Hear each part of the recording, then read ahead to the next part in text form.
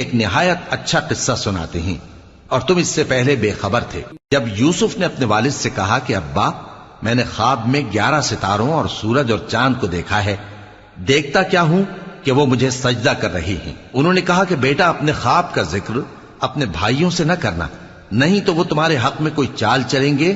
کچھ شک نہیں کہ شیطان انسان کا کھلا دشمن ہے، اور اسی طرح اللہ تمہیں برگزیدہ و ممتاز کرے گا اور خواب کی باتوں کی تعبیر کا علم سکھائے گا، اور جس طرح اس نے اپنی نعمت پہلے تمہارے دادا پر دادا ابراہیم اور اسحاق پر پوری کی تھی، اسی طرح تم پر اور اولاد یعقوب پر پوری کرے گا۔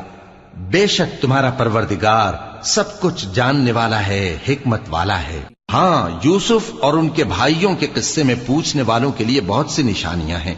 جب انہوں نے آپس میں تذکرہ کیا کہ یوسف اور اس کا بھائی ابا کو ہم سے زیادہ پیارے ہیں، حالانکہ ہم جماعت کی جماعت